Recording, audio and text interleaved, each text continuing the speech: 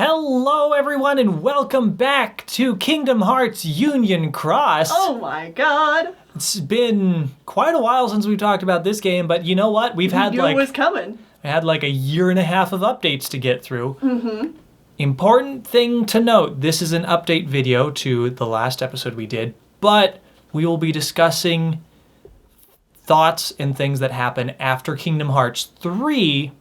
Yeah, so okay, wait. So to break this down, if you're here from our last Union Cross explanation video, you Don't should probably watch this. You should probably stop here, go watch Kingdom Hearts 3, and then come back. I mean, watch 0.2 Fragmentary Passage first, then Kingdom Hearts 3, then come back and watch this. Right. If you don't care about spoilers for those things, then stick around, I guess. If you've watched, been keeping up with our playthrough so far, and you've seen the newest episodes of Kingdom Hearts 3, you're good. Just also try to remember that we are now talking about Union Cross, so if there's things about that you don't quite remember, it might be a good idea to go back to that video and watch that. Refresh yourself. We'll be talking about things that happened since the last time we talked about Union Cross, and catching you guys up with the story up till now, which is the end of April. There is going to be another update coming out maybe the day we post this episode, maybe a few days after. Yeah, so there's going to be another update really soon. Unfortunately, we couldn't wait another few days to get that information, so we're just giving it to you for up through last month. Right. But there's a lot.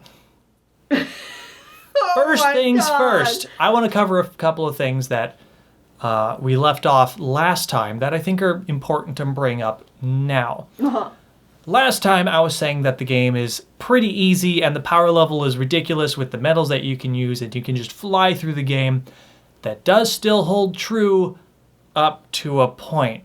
Because all the medals are now so overpowered, they made the game overpowered to deal with it, which means that getting through the latest updates is a pain in the butt, and I personally died multiple times trying to get to up to date.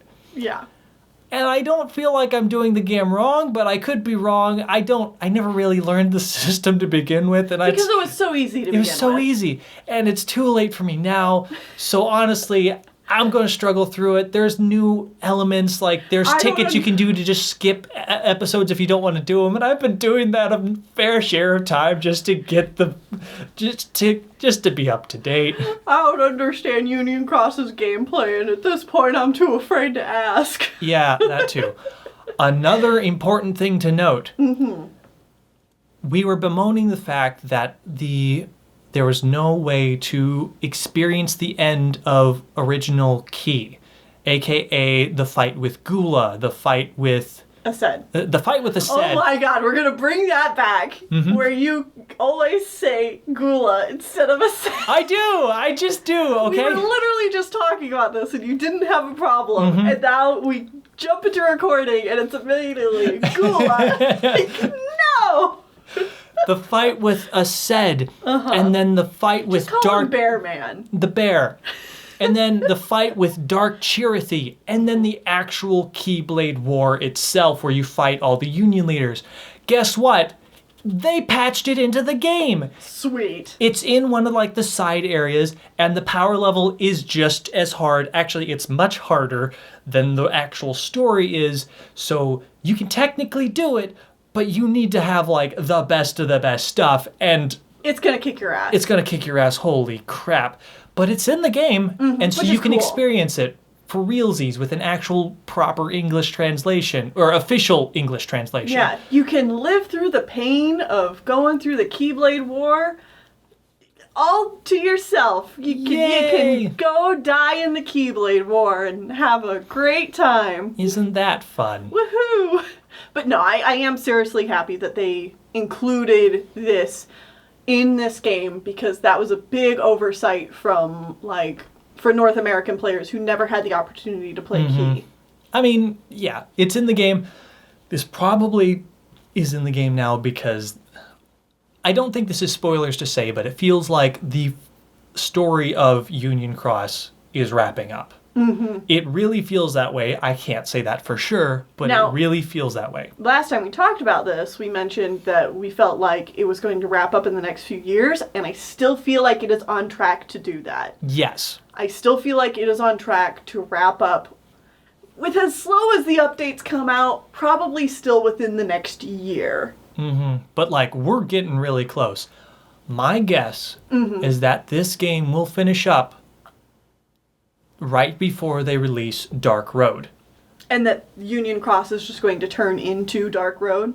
That would be my guess. But For those unaware, Dark Road is a very identical game that is taking place with... in the Darkseeker saga with Xehanort and Ericus as young Keyblade apprentices. in the Scala ad Kylum. Yeah. Which is cool. I'm excited for that. One thing I don't think you're quite right in, well... It's difficult to say at this point. Okay. What I think could be very true is that the story of Union Cross wraps up, and then we get Dark Road story updates, because that just means that the team moves on to do something else. Yes. But you're still going to open up Union Cross as Dark base, Road, yeah. because that's how they've explained how that game is going to work, is you can either decide to play Union Cross, or you can decide to play Dark Road. And I think that's great, because it means they're keeping support up for both games. Yeah, it's like the game is just going to transform into that. All the multiplayer stuff will still count as Union Cross, but like the story mode will be...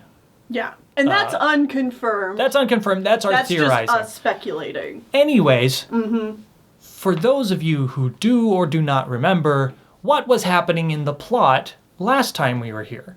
So when we left off, Maleficent was talking to the mysterious figure calling itself Darkness. Literally just darkness. Yeah, in the Enchanted Dominion. And it was telling her that, you know, her plans to travel back in time and gather the Princesses of Heart wouldn't work because she was in like a data version that specifically didn't have all 7 Princesses of Heart.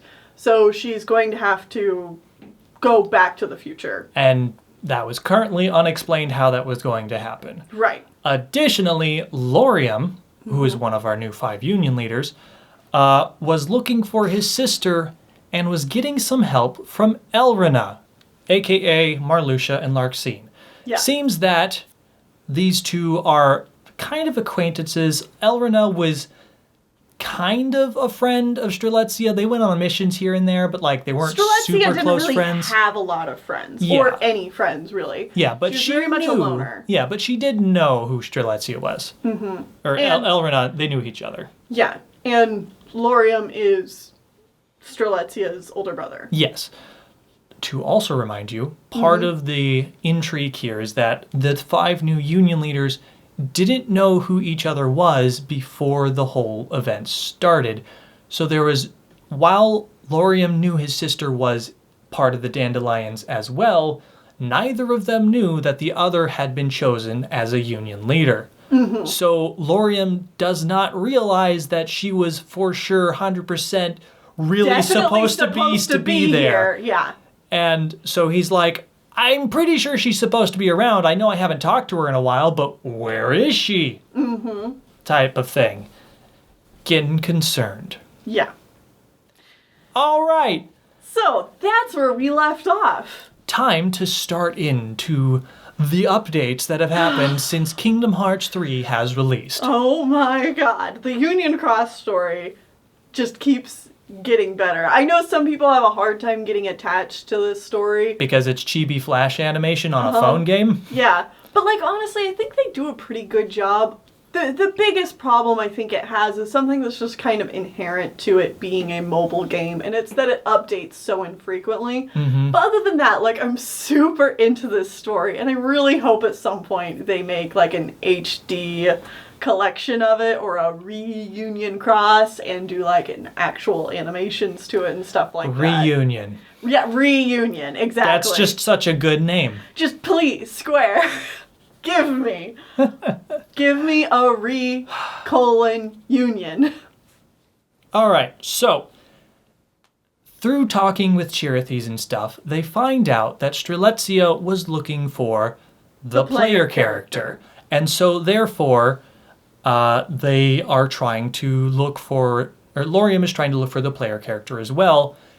Well, it turns out the player character was last seen entering this specific building with Skuld, aka this is where they went and confronted Gula right before the Keyblade War. Oh, Skuld, Laurium knows Skuld because they're both Union leaders. So he goes and asks her about it, and she's like, oh yeah, I know who you're talking, or like, I think I know who you're talking about. And Ephemer, who's sitting right there, is like, oh yeah, I totally know who that is. So come with me. And so Laurium and Ephemer go and talk to player character. Which immediately contradicts something that I had said in the last episode? The last episode, where I'm like, basically your player character is completely irrelevant at this point. Well, they were. They're finally getting back into the plot. Yeah. So that's a thing. Mm-hmm. Player character is actually going to be kind of useful off and on throughout the rest of this. I don't know how important they're going to be to the climax of this all, but who's to say? Who's to say? My guess is they'll be the self-sacrifice at the very end of the story or something. Could be. But we'll again, get to that. We'll get to that once we finish up. Yeah. Hopefully we don't forget, but I'm putting that here just in case we forgot. Yeah. So the player, Laurium asked the player about Strelitzia, and if you don't remember, a player character has no idea who Strelitzia is. They never talked to them. They never really interacted. They might have seen them once or twice because Strelitzia only gazed from afar. Yeah, she creepily stalked you. Strelitzia is cute, okay? Mm-hmm. Also, we should bring up the fact that Laurium is incredibly polite and incredibly reserved. He's not like mean or belligerent at all. He's just like, hey, do you know anything about my sister? I can't seem to find her, and it's a little concerning to me. Mm-hmm. And player's like, I'm sorry, I don't know. And he's like, all right, well, thanks for letting me talk to you. Thanks for your time. You know, keep her in your heart. Keep her in your heart, because I'm worried about her. Mm-hmm. Like, oh my god, I love him. Also, Elrina is super nice. Oh yeah. Like, neither of them are evil or bitchy or anything. Speaking of Elrina, in the meantime, she decided... She does have, like, a tiny bit of sass. You get to see it whenever she's alone with her Chirithy. Mm-hmm. Like, her and her Chirithy will have, like, little quips back and forth where Elrina's like, oh, shut up. Stuff like that. Yeah. So I'm so interested to see where they're going to go from here. Because... Mm-hmm. I can tell you right now, there's not a whole lot more explored with Elrina yet. But, like, she's... The one thing that you can get from all of this is that she is very invested in trying to help Laurium out. Yes. Like, she's a good person. She wants to help out. Mm-hmm. And she's just genuinely curious about what happened to Strelitzia. Mm-hmm. So, speaking of her... She does some snooping around, goes into the house. The house. Creepy house. That same stupid house. And she goes inside, and something really weird happens. She sees a glitching memory ghost thing of Strelitzia walking to the door as she's dying. Oh god, it hurts. And also is terrifying. Why are there glitches in reality? This seems bad. Reminder that we're supposed to be in, like, the sleeping realm right now. Yeah. Like, why is there digital stuff going on? Mm-hmm. Well... Oh, yeah. That's something we kind of wanted to talk about. Is, so now that we have translations of the Dark Chirithy fight, the Dark Chirithy specifically says that he is unbound from you. Yes. And that he'll see you in another dream. Yeah, when he dies and teleports away or whatever, he says, see you in another dream. I'm like... What does that mean? That doesn't seem evil at all. Mm-hmm. Anyways, Laurium finds out about the ghost Strelitzia. He's reasonably upset. Yeah. Runs into the house, screaming her name. Oh. And, like, she's obviously not there. Right. Laurium is not going to be deterred, though. And through the course of talking to all the Chirithys and the players and the other members, he pieces something together. Well, and specifically talking to Brain. Yeah. Brain is obviously the brains of the group. He's a pretty smart guy. He's like, this seems kind of weird that she seemed to do all these specific tasks and stuff and like wanted to chase after this guy specifically, or player character specifically, to get them to join. It's as though she knew for a fact that the Keyblade War was inevitable, which Dandelions did not know. Yeah. Or shouldn't know in the new version. Exactly. The weird thing is that like she acted as though she knew for sure the war was going to happen. She specifically wanted to save the player character from it. But for some reason, the weird part is that she hasn't shown up since the war. Which, if she's a Dandelion, she definitely should have. But yeah, like you said, most of the Dandelions didn't even know that the war was 100% confirmed or anything. Right. So Laurium essentially has pieced together that his sister should have been a union leader. He doesn't voice any of this, but he's, like, it's obvious that he's pieced this together. He's heavily suspicious and pretty sure that this is a thing. While this is going on, Brain brings out his big boy face, lifts his cap, and shows his adorable eyes. He looks like a person. I don't know why they hid his face for so long. I think just to make him suspicious. Yeah, more suspicious. But now he's like, hi, I'm here. But also it could mean something. Because it's not like, we haven't had this exact same situation happen before. Cough, cough, Shion. Where someone doesn't show their face and it's for a specific reason. Okay, but you're getting into the weird theory stuff. I'm just saying, like, it can't just be blown off as like, oh, he just decided to not show his face up till now. Okay. It could be nothing, but it could also be something. I like to read it that he's just becoming more open to everyone else. That's fair. And specifically, he's come to the conclusion that even though they have jumped timelines into the sleeping realm, there's something still going to go horribly wrong and everybody's going to die in the Dandelions because that's just how fate has intended for them, apparently. They're still on a track for destruction, yes. I think is the words he uses. Yes, and so he decides that he is going to become... He's going to change things. He has a plan, and he's going to become a virus in the system. He uses those words specifically. And I use my Zigbar voice specifically because, if you remember last time when we were reading all the secret reports, he specifically mentioned that there was a virus in the system. In the Master's perfectly planned system. So... This is not for sure confirming that Brain is the virus, but Brain does later on confirm and double down on the fact that he's still intending to become a virus and stop everything from happening. But see, the weird thing about that is, though, is that everything that's happened so far, like, Brain... We need to talk about this later. We need to talk about this later. But yeah, they use the same words. It's important to remember. Continue. All right. So another thing that is happening about this time is suddenly there are data cube Heartless. Like the things that showed up and recoded. And in San Francisco. The Dark Cubes. They are suddenly appearing, and the tower is starting to glitch out. Yeah. I wonder if it's because we're in reality or if we're in a datascape the whole time. Oh my god. Yeah, so it turns out we didn't jump into the sleeping realm at all. Or maybe we did, but we are actually in a datascape the whole time. Yeah. Great. So... Maleficent did say she had been in a datascape before. Yeah, I mean, okay, see, that's the thing. I think this is another one of those cases where us as the players know a little bit more than the characters in game. Because I feel like it's pretty obvious at this point that the characters are in a data world. Yes. But the characters don't know that. They think they're in the real world. Yes.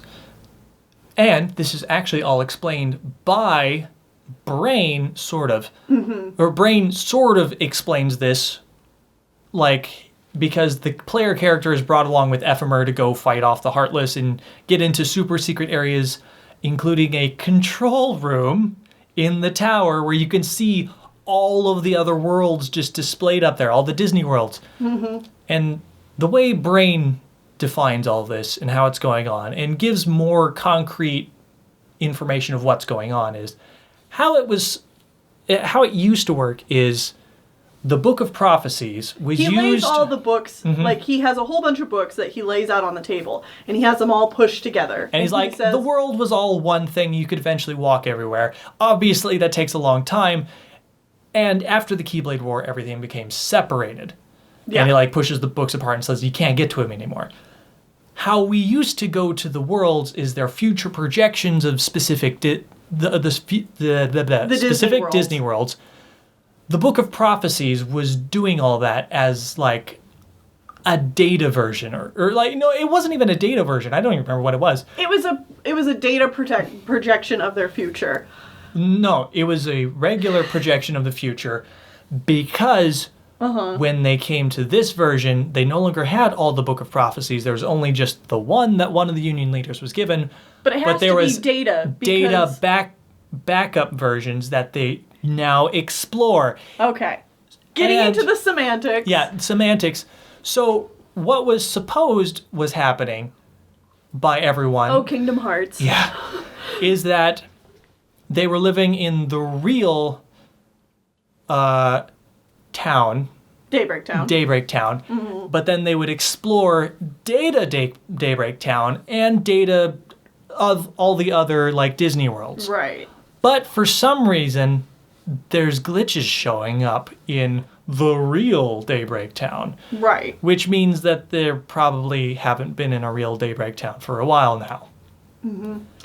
So, all of this is going on. Daybreak Town's starting to freaking glitch out. Mm-hmm. And they find out that it's because another data world is like crashing into them, essentially. Forcefully making them come in contact with each other. Mm-hmm. And so Brain does some wizard digital magic and he stabilizes the connection so that we can go explore it. And he's like, we need someone to go over there and figure it out. So player character... And Ephemer. You do a new mission. No, and Ephemer's like, I don't want them to go by themselves. I'm going to go with player character. Right. So you and player character get to go to a brand new world that's not supposed to be here. Also, before we get too far, I want to mention Darklings are back. You know, those like corrupted by darkness, other Keyblade wielders that are kind of heartless, kind of aren't. They're supposed to be like purebred heartless, but they're people. I don't know. The really powerful things that are creepy and I don't know. They're here, and they somehow connected the world or brought the data cube creatures over. It's difficult to say at this point. Is this part of something to do with Dark Chirithy? Like... We don't know. I don't know. But they keep saying the words, not ... you. And what does that mean? Precious? I don't know. We really don't know at this point. Mm-hmm. So, player character and Ephemer go to this new world, and this new world is... Wreck-It Ralph! Wreck-It Ralph! It's Game Central Station. Game Central Station, and Sidebug Place, and... Niceland, and... Candy Kingdom. It's 4 worlds in one. It's great. You get to play through Wreck-It Ralph. This is the first time that Union Cross, or any of the versions of it, get a new Disney IP that is not, or a new Disney world that's not present anywhere else. In any other Kingdom Hearts games. Like, I think technically Wreck-It Ralph was announced as a summon in Kingdom Hearts 3 before this came around. Mm-hmm. But it's still cool to see even more connection with that universe here. Yeah, and I mean, and it gets the full Disney World Kingdom Hearts treatment where it's like, it is really just kind of rehashing the story from the movie. Yeah, you just play through the plot of the movie, Like, Heartless are thrown in there as apparently King Candy's underlings. Like, he put them in the system or what. It's a little silly. It's the side story that's going on. But yet again, I know I talked about this last time. Each time they've added a new world, it's looked better and better. They do a better job of, like, sticking to the art direction of the movie while also keeping to their, like, chibi style. It's really cool to see. It's adorable and cute. Yeah. It's a neat world. So that's going to be happening for a while. Mm-hmm. You and Ephemer split up. The Wreck-It Ralph world is still updating with story missions. Yes, that is where the player currently is. Yeah. They are still doing Wreck-It Ralph. Yeah. So you and Ephemer get to Game Central Station, and you end up splitting up. He's chasing after Darklings, you deal with Heartless, and then you meet up. No, you deal with the dark cubes. Which are Heartless. Okay, but they're the glitches. I'm being a little you bit deal more with the specific. glitch Heartless. Mm-hmm. And then you go to Niceland, you run into Fix-It Felix Jr., you run into Ralph. You think Ralph has something to do with it because he's a bad guy and a villain, aka Darkness, yada yada. Right. You chase after him, you go to the Cybug place, you meet back up with Ephemer. A Cybug eats the Darkling and fuses with it, and it was like, uh-oh, is this going to be dangerous? No, you kill it like 2 missions later. But that was still a cool concept. It's like, we have a Darkling Cybug that's still screaming, not you. Mm-hmm. But you take it down, and then you chase after Ralph, who is now gone to the Candy Kingdom. And that's just going to play out in the background. That being said, after you take out the Darkling Cybug, Ephemer's like, I should check back with everybody else. You keep running around taking care of the glitch bugs. I'm going to leave you here in boring Disney World, and I'm going to go do some actual plot. Thanks, cool, bye, player character. God damn it, Ephemer. And he's like, Ephemer, you son of a bitch, don't leave me here! So there, our player character was kind of relevant to the plot for a little bit. For like a whole 10 seconds. They were present while other characters were discussing things. Yeah, it was great. All right, so Ephemer just pieces out before Sugar Rush is explored. Then we get a flashback to 5 years ago. God. And we're in the control room with the master... In Daybreak Town. Mm-hmm. The real Daybreak Town. Mm-hmm. With the master of masters. And he's talking with Lushu. Oh, boy. And he's reminiscing about when he was a child. And he remembers going through the Keyblade War. And Lushu's like, wait, the Keyblade War? You mean there was another one back then? And he's like, yeah. Mm-hmm. And it was between light and darkness. As it always is. As it always is. But darkness is a fickle thing and changes its form. And that's why that Keyblade War never really finished. Because they started looking like people. And then we couldn't find the darkness and we couldn't defeat them. And we have no idea where the darkness went or whence it came. He specifically calls the people were like monsters, but they looked like people but weren't. Yeah. It's like there were monsters. Or like Lushu said, were they monsters like what we fight now? Referring to like the Heartless. And he's like, well, they were monsters, but they looked like people. And then Lushu's like, so they were people? And he said... I didn't say that. I never said that. Like, Mom, please just give me a straight answer. Never. And then he's talking about the dandelions and how they're going to a different location. And then he says something along the lines of, they'll start with Key and then become unchained and complete their task with Union Cross. Nomura! He's literally title dropping the 3 different phone game titles.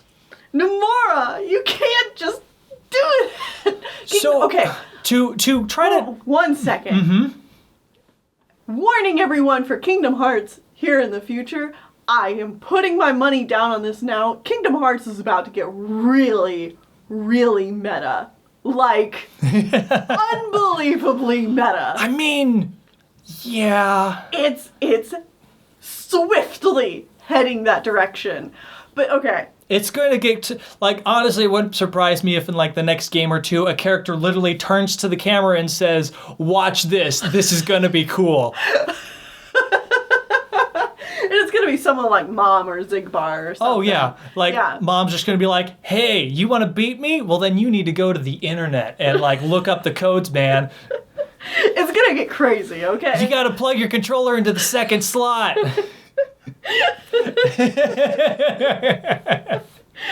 Okay. But to break that down, yes, he just title dropped all the games in this series. Remake hell. However, if you try and like break it down into its context, what I think he is saying is that they start with Key, which is the original game. Which is Key is like the key, the fight Kai. of light and darkness. So that is like the Keyblade War. Yes. They start with the Keyblade War, Kai. And then they become Unchained, which is when the game got rebranded, or like the new game came out and everyone was able to play it on the mobile. And whenever things have been talked about in Kingdom Hearts past of being unchained or a chain of something, that usually refers to characters' memories. So this is presumably where they got the Dandelions got transferred over to the data world, they had their memories wiped. So Unchained. They became Unchained. And then the game got rebranded as Union Cross, which became a new game mode where you get to play with other people online and do missions together. I don't see what the relevancy is, but it has something to do with this. But the Union Cross is like what they are now. Yes. So, like, they've moved on past the point of the Keyblade Graveyard memory wipe. Yes. So, like, they'll complete their task with Union Cross. So he's essentially saying, hey, the game's going to end with this game, so woo! And then he goes on and says even more cryptic crap, which is, of course he does. He says, he refers to the Dandelions as the cornerstones of the new world. Oh my god. Specifically calling into, like, the whole lore we know about the light in the hearts of children are what made the worlds come back, survive after they exploded in the Keyblade War, which is like, okay, but are you referring to all the Dandelions are going to die to, like, become the cornerstones of the new world? The only other time we've had the discussion of cornerstones in Kingdom Hearts is the cornerstone of light in Disney Castle. Which just makes me wonder, does every world have its own cornerstone of light? And is that cornerstone of light made up of an ancient Keyblade wielder from Daybreak Town? Because, holy crap, are you drawing in ideas from the original games that we haven't talked about in a while? Right. Theory time, also going into... This is theories, and I just want to say that, like, I haven't really heard anybody else talk about this, but, like, to me, that kind of seems to be what he's implying. It could also just be that we don't have enough information yet. However, that is the translation, is that he uses the word cornerstones. So, you know how in Kingdom Hearts 1, all the worlds had their own... Heart, like the heart of the worlds, and they were being corrupted by darkness, making them fall to darkness and stuff, because presumably they're light on the inside. Is the keyhole that we were locking literally the heart of a person that became a world, and was that person a cornerstone of light that is one of these pure dandelions? Was in Kingdom Hearts 1, were we just running around? Are we just running around on top of dead bodies that have become like superstructure worlds? That are Disney worlds now? Is that what's going on? It's so weird. That's what I'm led to believe. Like, I want to believe that my character died and became Traverse Town. I don't know. Is that true? Can my person become Tarzan? Am I Deep Jungle? I don't know, man. But like this is some deep lore stuff, and I love it that it's brought up in a phone game. Oh, thank you. Lushu then asks, will they be able to, to go along with this, Lushu after this conversation says, will they be able to come back after their task is done? And the Master of Masters just says, Not all. Not all of them. So it's like, okay. I mean, fine. we already know that like at least like 3 people are going to make it out of this: Ventus, Lorium, and Elrina. But like, how many other people? Who else has to die? Presumably, everyone was the plan. But like, good grief, man! Also, Nomura, you genius. That was all like theory. What we know is that the Master of Masters says that they will become cornerstones for the new like world. So him sending them off to this data world where they're presumably stuck was completely intentional, and he wants them to stay there and do something where gather light. Yeah, gather light, where some number of them will never ever be able to come back. Yeah. And the one thing that we do know for certain is that the same children of light who bring the worlds back that Kyrie's grandmother talks about in Kingdom Hearts 1 yes, is the dandelions from this game. Like, that is a little bit of an assumption. Like, it's not outright confirmed, but it'd be weird for it not to be. It'd be weird for it not to be. So, like, I feel like we can 100% say that, yes, those two things are linked. Yeah. Are they the actual worlds themselves? That's a little more silly, but I would believe it. I would 100% believe that. Yeah. Anyways. I mean, okay, look. I have been playing this game for basically as long as it's been out.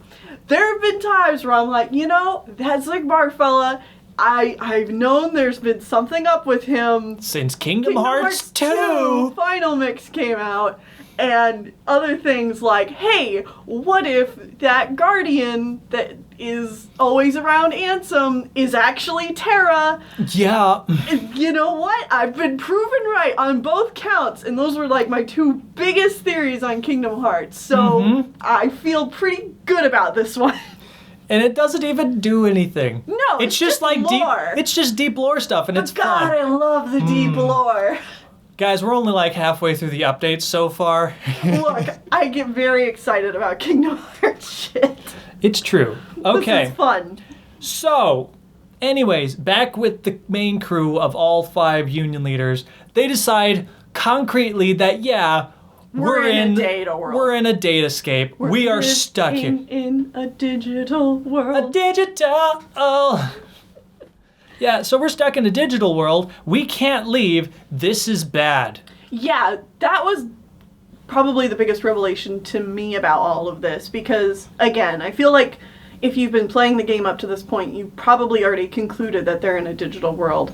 However, I thought that they would be able to get out of it. The problem is that, oh, no, apparently they can't. They're literally trapped. Yeah, that seems bad. All right, after this, Brain is like, all right, I need to think of a plan to fix this. See you guys later. And he gets on the elevator and he goes back to the main room. And as he does, he pulls out the Book of Prophecies. It looks like Brain was given the Book of Prophecies all along. So, this is a weird continuity thing. You know how we always see Brain sitting there flipping through the Book of Prophecies, what we thought was the Book of Prophecies this whole time?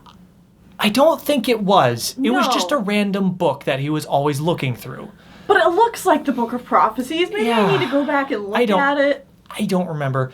But he for sure has the copy that was given to him by Ava because the very next update starts with a scene of him being given the notebook and the Book of Prophecies by Ava. Which, as a reminder, only one of the Union leaders was getting the Book of Prophecies to use as a guideline for where they should go from here. Like, Ava was given a list by the Master of Masters that had the 5 Union leaders, new Union leaders on it, and one of them was circled in red, and that person gets the book.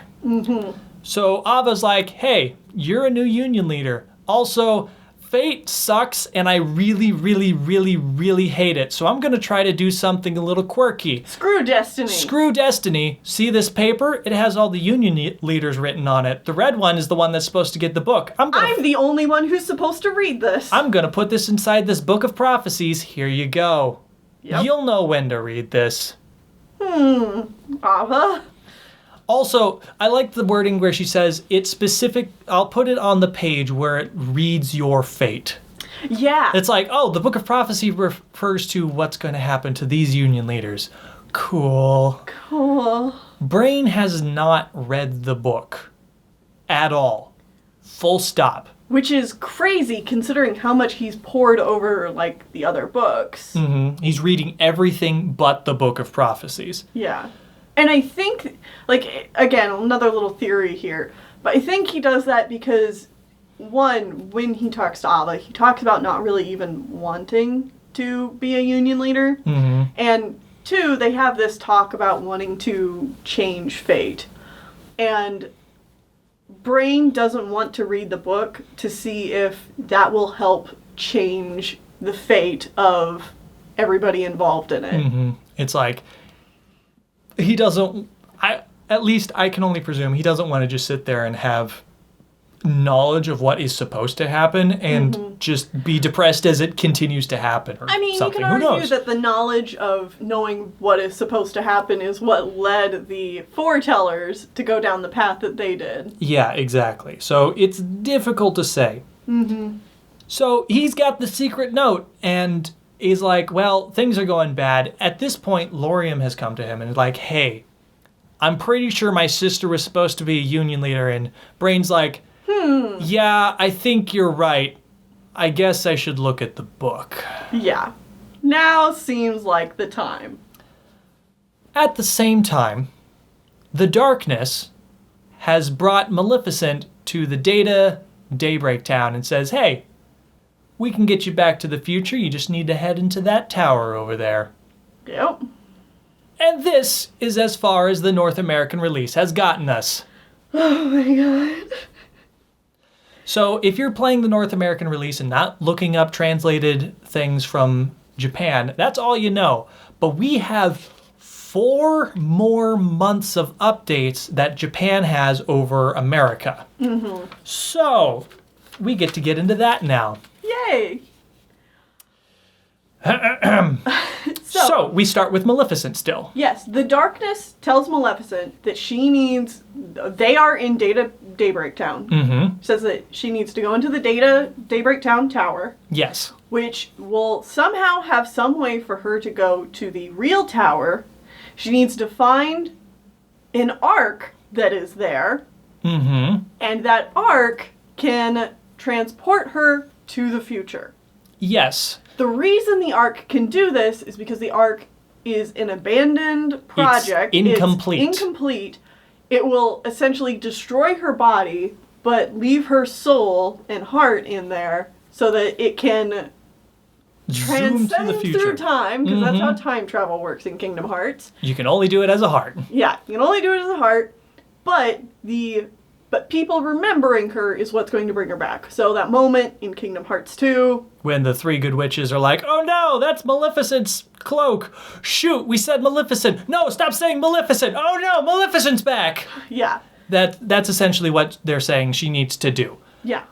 I like the note where when the shadow or the darkness brings up that the ark is incomplete, she's like, well, an ark is just then the ark is just an empty box. Specifically using the word box. Yeah. Other things to note about this conversation. Mm-hmm. Through the conversation with the darkness, Maleficent gets information about the fact that this is a datascape, that there is a black box. I guess we don't know black, but there is a box that she needs to look for. Mm-hmm. There is the Book of Prophecies itself. Yes, because Maleficent says, like, oh, well, if the ark is incomplete, then it's basically useless to me. How do I know that you're telling me the truth? And Darkness says... the Book of Prophecies says you exist in the future, so you gotta get there somehow. Right. It's gonna work. It's predestined. Yep.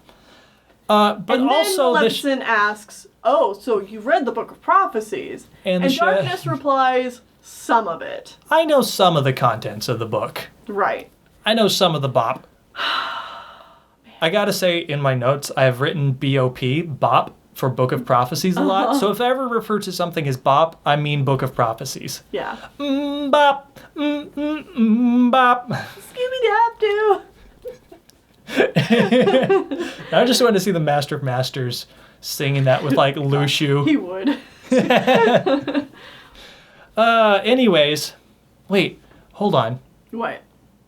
Am I going crazy, or is one of the members of the band one of the current voice actors for Kingdom Hearts? No. No? No. Okay, they went on to do something else. I don't know, but no. Okay, whatever. Doesn't matter. I thought they were a Disney star. I'm probably wrong. No. All right, so Brain decides to call a meeting on the hill. You know, the hill where everything happens. Mm-hmm. The hill where we've seen both him and Ephemer be given their notebooks and stuff like that. Yes. Brain is like, hey, one other thing I want to bring up. Yeah. That other update where we saw Brain get the notebook, this confirms that Brain is not the traitor. Oh, yeah. So we now... Which he had been kind of suspicious up to that point. Yeah.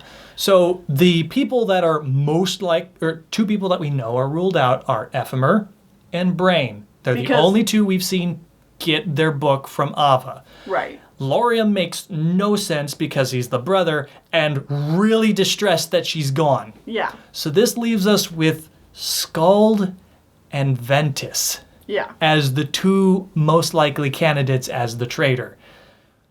Anyways, Brain calls a meeting on the hill. It's just him and Ephemer, and they pull out the list and they confirm. They're like, oh, Brain wasn't the one that was supposed to get the book. In fact, this is kind of implied, but I think this is what they were going for. The book was supposed to go to Strelitzia. And Ava Strelitzia's not here. Also, yeah, Strelitzia was supposed to be a member, but they're not here.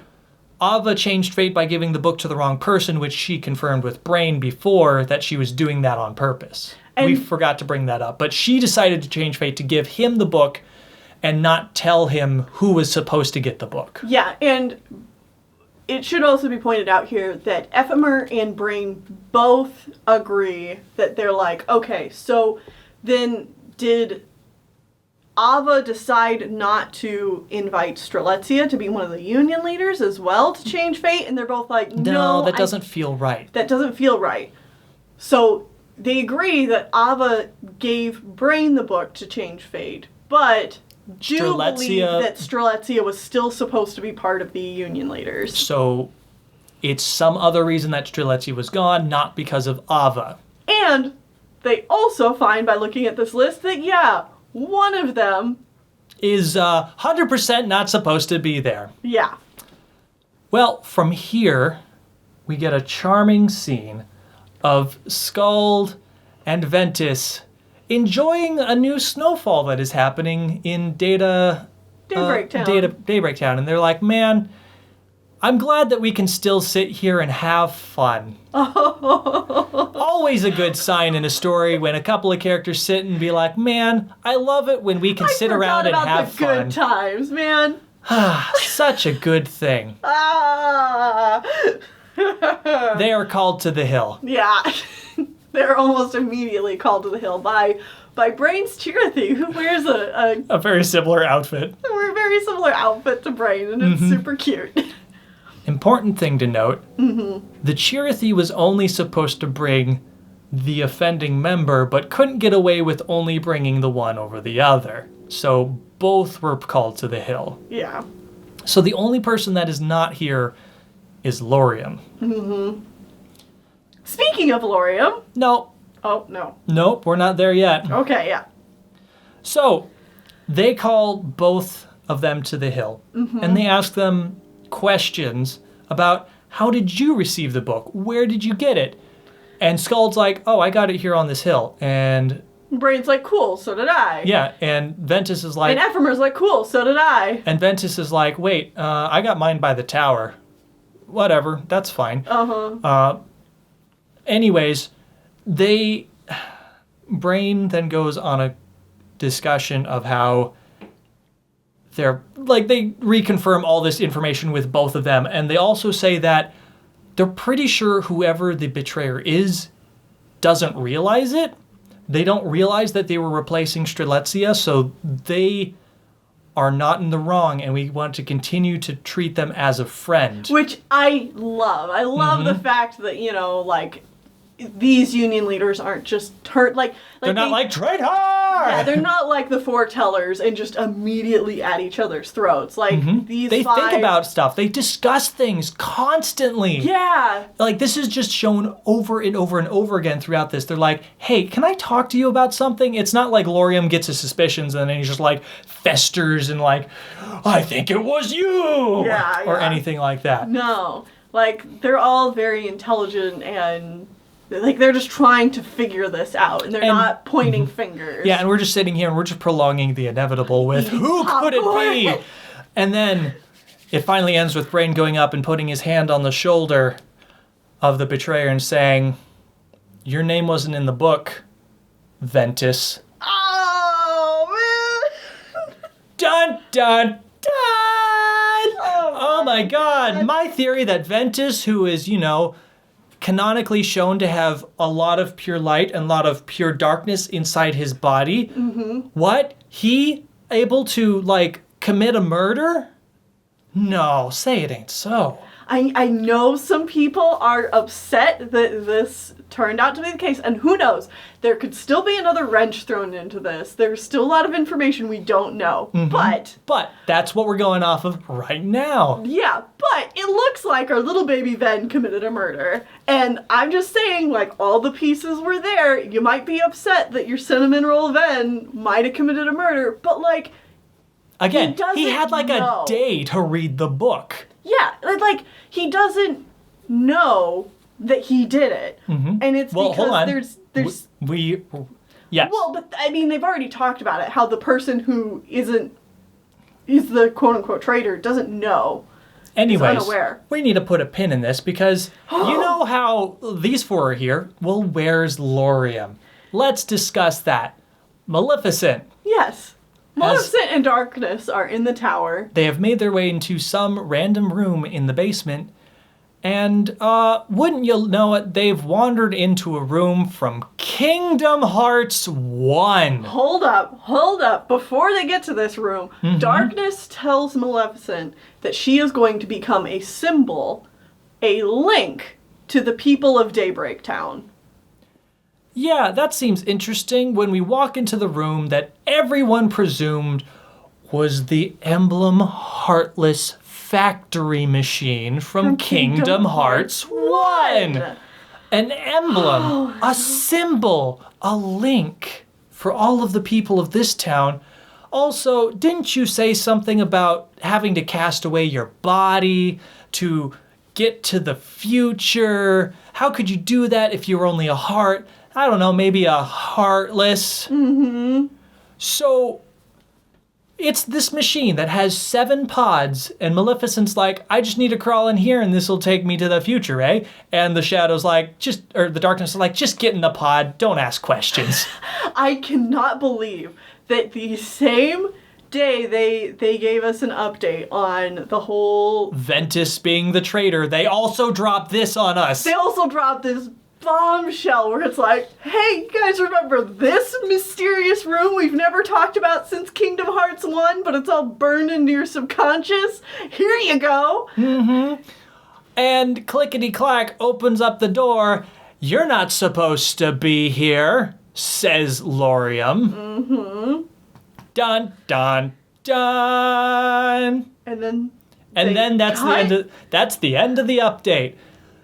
The next month's update is only Disney World. God damn it. Everyone was so angry. I was just like, are you kidding me? And I'm so afraid that this next update is going to be the same thing. Oh, it could very easily be. And I'm just gonna die. Anyways, so Disney stuff happens. We're now building the car and stuff. Hooray! Woo! Candy rush, sugar rush. So we're finally at the most current update. Yes, we're now going to discuss the update that came out 1 month ago. Again, there's another update coming out right near the beginning of this month, which is right around this time, but in order to get this video done, we needed to do it before now. So here we go. Ven is like really sure that Ava gave him the book. Yeah. Like so sure that he tells them the story of how it happened. Well, they ask. They're like, okay, Ventus. What happened? Go through this with us. Tell step us, by please. Step. We need to figure this out. And he's like, all right, well, my head kind of hurts, but I remember getting called to the house. And I go inside and it's all dark, and I'm like, Ava, you here? Where's Ava? Ow, man, that's such a weird headache.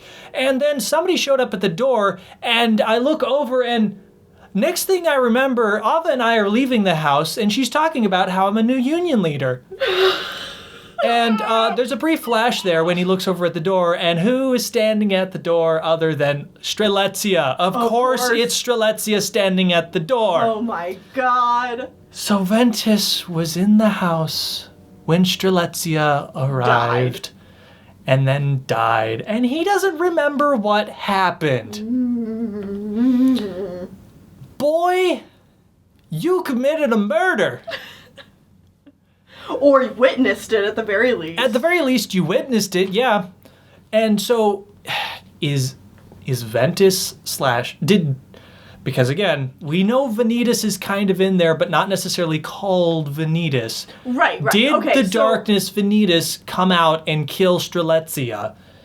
Did Ava do it and then give the book to him while he blacked out? I mean, it's like... Well, we need to go into theories after we're done explaining this.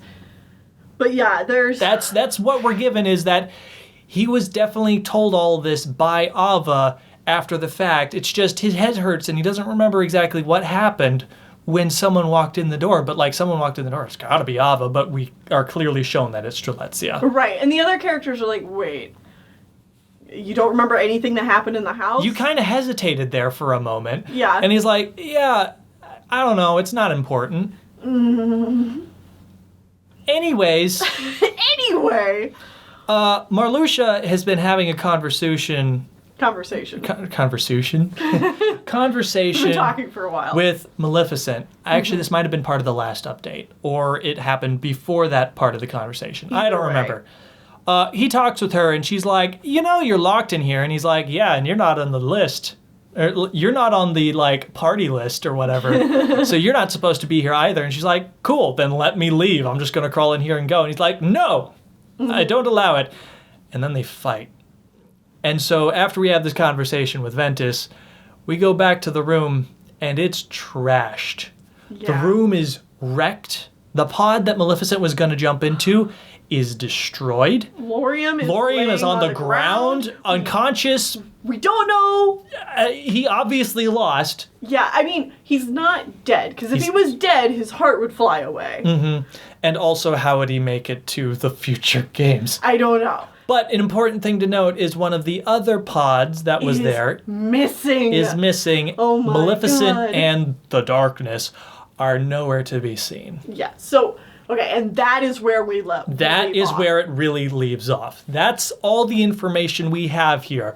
Oh boy, what an update. Oh my god. Okay, so my theory is, in the fight, Laurium and Maleficent destroyed the one pod. Maleficent succeeded in the fight, took the other one. Now, does the darkness help? Or does it just stand by and watch? Probably helps. Okay. And Maleficent has taken the other pod, and now she's gone. She's gone. She's yeeted herself to the future, however that actually works. Yeah, I'm guessing that in future updates, you know, they might talk about Maleficent being there, but, like, she herself has successfully teleported herself to the future now. So this machine that supposedly allows you to go back to regular Daybreak Town, or the future, or however that works... There are only 5 pods remaining. And characters we know have to go to the future. Laurium. Elrina. Ventus. And going on theory time here. Skuld. Yes, because going off of last episode with the books, or like with The secret reports. The secret reports, we theorized that it was Skuld who was the girl being experimented on by Ansem the Wise. Ansem and Terranort. Yeah. So, and she's the one that Lee and Isa went and talked to. So she has to go to the future too. Mm-hmm. So that's 4 people. We have 1 pod left, and we have 2 characters that are supposed to go in there. Brain and Ephemer. Mm-hmm. So somebody's not making it to the future. Mm-hmm. And it's like, obviously Brain and Ephemer haven't been shown in future Kingdom Hearts games at all, other than Ephemer showing up as like a brief light spirit, force spirit type of thing. Like, here, let us help. Yeah, which, definitely implies that he might be the dead one. Yeah, it definitely doesn't seem to imply any good things going forward for him. Mm-hmm. We also don't see the player character, and if these are the only pods getting out of here, there's a very good chance that, like I said earlier, player character is probably going to sacrifice themselves, stopping some great catastrophe while the rest of them escape. Mm-hmm. Or something. It'd be nice if it was player character and Ephemer just together. In the end. Yeah. And then Brain goes to the future, and where does Brain go? We don't know where Brain is. I mean, who knows? The other pod could be destroyed as well, or something could happen to it. Also, we need to talk about the weirdness of the time periods where these people show up in the future. Wait. Uh-huh. Or Ava. Oh, Ava goes out instead? Ava uses the pod. Ooh. Because currently, Ava is not called forward the same way Luxu calls forward all the other foretellers. We don't know where she is. Yeah, we don't know if she's dead. I don't think she is. I think she's still sneaking around in the background somewhere. And trying to change fate somewhere. Is she the shadow? Is she darkness? That's a theory. It's a theory that has been covered in another Kingdom Hearts theory channel that you should check out called The Secret Reports. There's a couple of theories flying around that Ava is the darkness. There's another one that Ava is pretending to be Brain half the time, and there's 2 different Brains running around. Which I don't think that one holds as much water, but I think that there's still, sometimes you can have a theory where it's like, yeah, maybe this whole theory as a base isn't correct, but they definitely point out things some that strange you're like, things. That's definitely something. Yeah. Anyways, I wanted to bring back the fact that everyone gets back to the future at different times. Yeah. And this seems weird because of the people we know that go to the future, we have Ventus, who makes it there really way before everybody else. Way before everyone else, because he becomes the apprentice of Master Xehanort. I mean, in the super past, and potentially Laurium and Elrina could be wandering around for quite a while. But we don't know. We don't know. Mm-hmm. We don't know when they show up. The only time we know that Marluxia is next mentioned is in Kingdom Hearts 2 Final Mix, when we have a quote-unquote flashback scene when the organization is still getting put together, and Xigbar, who we know is Luxu, is like, hey, I did my duty today. I just recruited a new member, Mar something. Who's obviously Marluxia. Yeah, it's Marluxia. He recruited Marluxia sometime before the start of Kingdom Hearts. Chain of Memories. Kingdom Hearts 1. Yeah, probably. It had to be sometime before or during Kingdom Hearts 1. Yeah. So they got back somewhere in there. They could have been running around for a few years before that, but I don't know. Who knows? We also need... And then there's also... What's-her-face? Skuld, or Nameless Star, shows up in Radiant Garden after Birth by Sleep. Sometime between Birth by Sleep and Kingdom Hearts 1. She shows up somewhere in there, which is definitely different from Ventus. Another thing to note is that I think it's pretty safe to say that anybody who uses these pods, if these characters use these pods going forward to get into the future, they've had their memories wiped. Yeah, or Ventus, something's Skuld, gone. Yeah. Marluxia, Larxene, none of them remember their past. So for some reason or another, because they're not referencing old stuff. Yeah, so if Marluxia and Larxene were running around, because, like, I think Ventus and Skuld, you could argue, get to the future at the same point. Really? I think so. No, Ventus has been running... Ventus was apprenticed by Xehanort for years. Or, like, some number of years before he's given over to Ericus, where he then trains for a year before the game starts. I mean, but we don't know how long And Skuld showed up after Terranort had been experimented on for some amount of time. No. Yes. Yes. Because Isa and Lee are already talking about going into the castle. Yeah, when Terranort's already there. Well, No. Okay, that kind of doesn't line up, but Terranort was there when she showed up first. Okay. So Terranort was definitely there before she showed up. I guess Lee and Isa were exploring the castle before they found knew her. Yeah. she was there. Yes. So, okay. So, yes, they definitely show up at different times. Okay. At least minimum a year, though presumably more like 2 or 3. Mm-hmm. And then again, Marluxia and Elrina, who knows? Yeah. Who knows when they show up? Yeah. I also want to bring up another theory that I thought about while we were doing research for all of this. Uh-huh. It's kind of a silly one, but it's something that Nomura would do.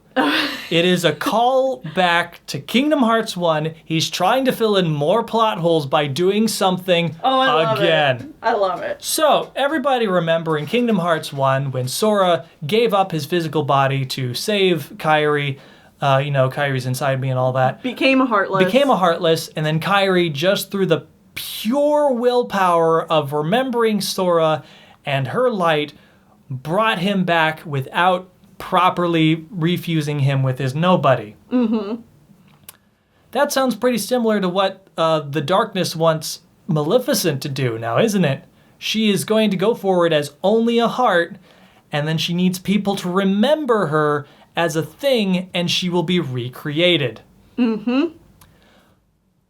Is Nomura saying that Maleficent coming back in Kingdom Hearts 2 is essentially the same thing as what happened to Sora in Kingdom Hearts 1? If so, that's hilarious. I mean, it just makes that moment in Kingdom Hearts 1 where Sora comes back a little more like, oh, this isn't a one-time thing. Yeah, it's just funny.